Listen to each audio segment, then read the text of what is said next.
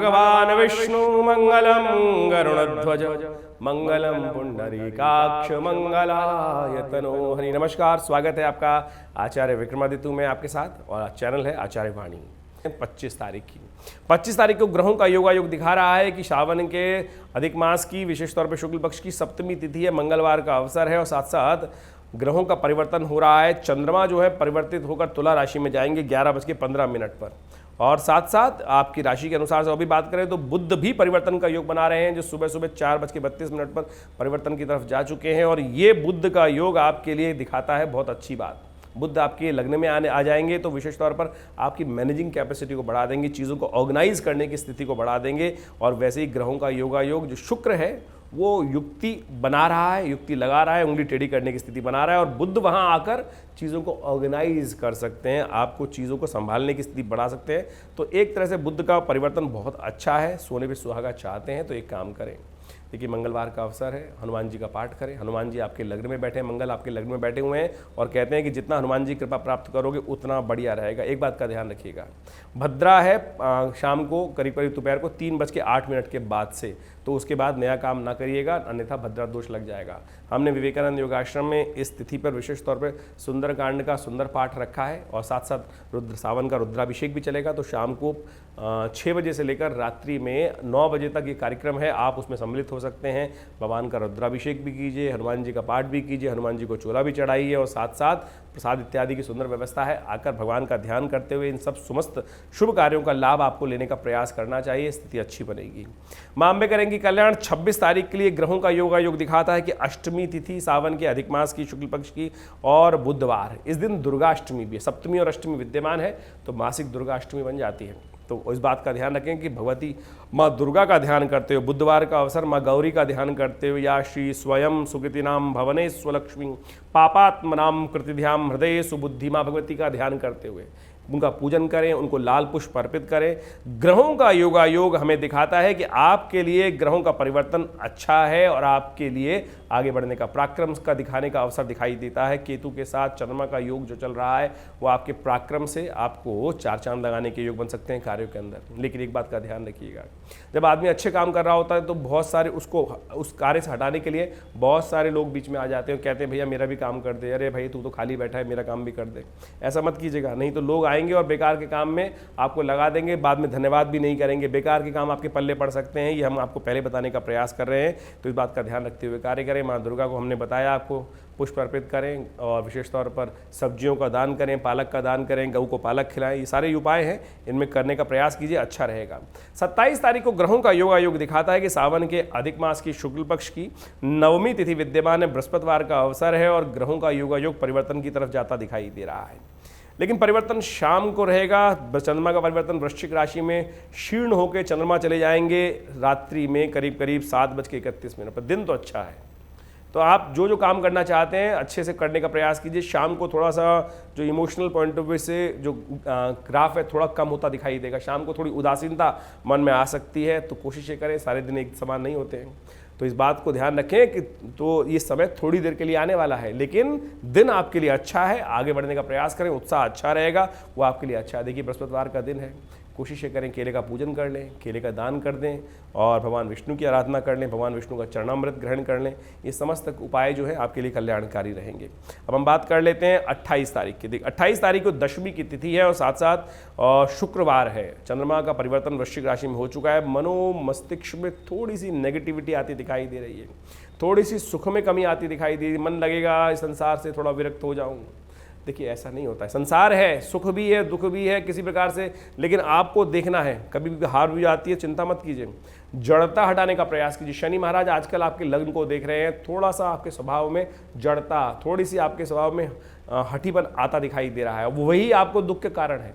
लोग आपके साथ देने को तैयार बैठे हैं, आपके साथ भी हैं, लेकिन आप चीज़ों को भी अच्छा कर रहे हैं, लेकिन जो अड़ने का बात है ना वो आपको बदलना पड़ेगा। उसी के कारण से दुख आने के योग दिखाई देते हैं, उसी के कारण में सुख में कमी होने के योग दिखाई देते हैं। सर्वार्थ योग आज सुबह से विद्यमान है, कोई नया कार्य करने के लिए जाते हैं तो दिन अच्छा दिखाई देता है, उसका आप उपयोग कर सकते हैं।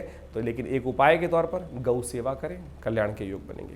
अब हम बात कर लेते हैं 29 तारीख की। 29 तारीख का ग्रहों का योगा योग दिखाता है कि उस दिन पुरुषोत्तम मास चल रहा है। अधिक मास को बोला था पुरुषोत्तम मास। भगवान विष्णु ने स्वयं इस अधिक मास को, मलमास को अपना नाम दिया पुरुषोत्तम।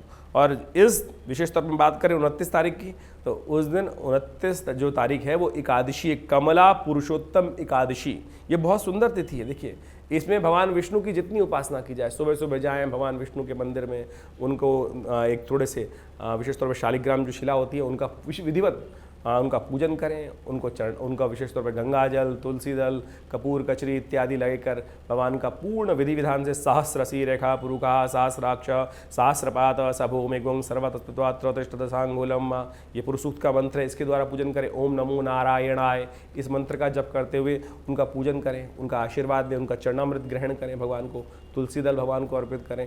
इन सब विधियों से भगवान की प्रसन्नता प्राप्त होने के योग बनते हैं। और एक बार ये कर्म करने से बहुत प्रकार के कष्ट जीवन से अप्रत्यक्ष रूप से दूर हो जाते हैं। इस बात का हमें ध्यान रखना चाहिए। और साथ साथ एक बात और ध्यान रखिएगा, इस दिन भद्रा है, दोपहर को 1:06 पर भद्रा का आगमन हो जाएगा।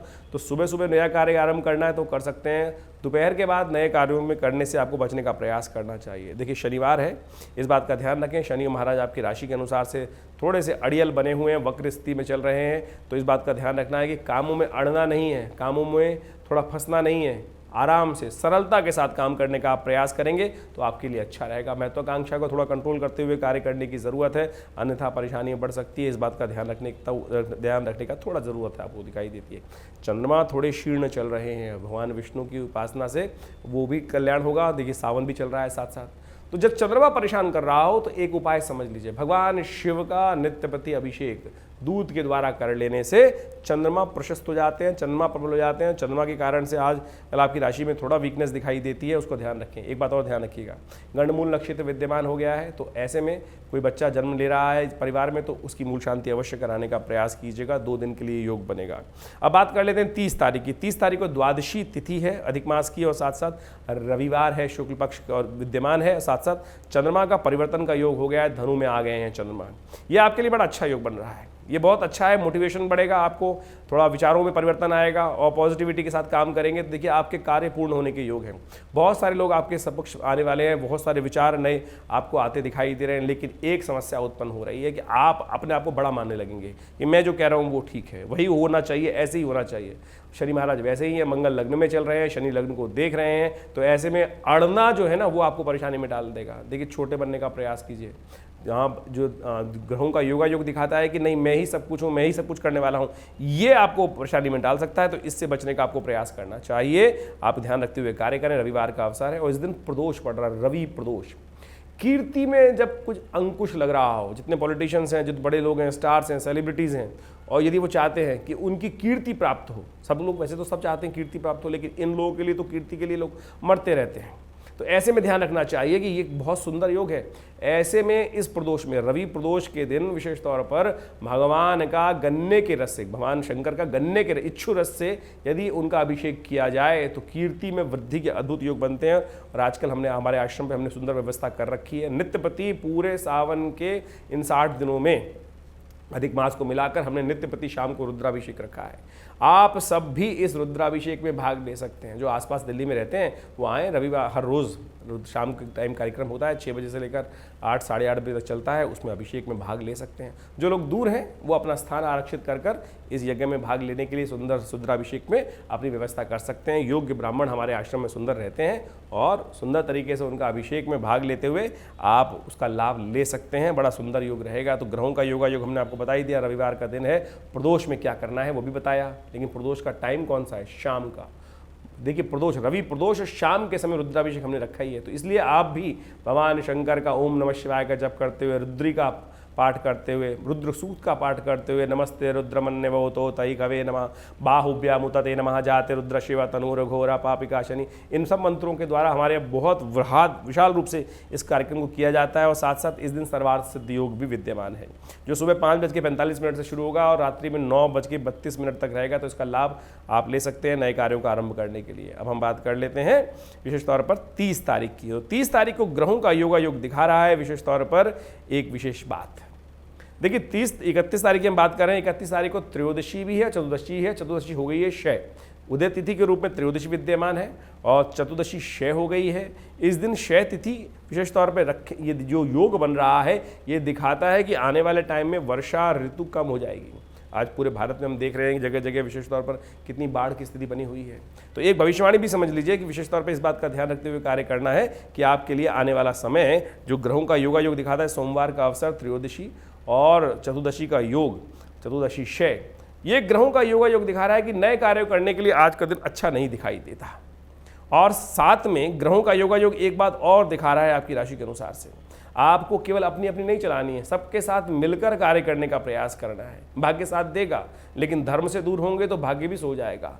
तो देखिए सावन का महीना चल रहा है, चतुर्दशी तिथि विद्यमान है, भगवान शंकर की तिथि है, तो ऐसे में भगवान शंकर के मंदिर में जाकर सुंदर तरीके से उनका अभिषेक करें। तो हम आपको भी बता देते हैं कि हमने दिल्ली में विवेकानंद योगाश्रम में संपूर्ण सावन पर बहुत बड़े कार्यक्रम का आयोजन किया है। रुद्राभिषेक नित्यप्रति होता है और आप सब लोग भी उसमें भाग ले सकते हैं।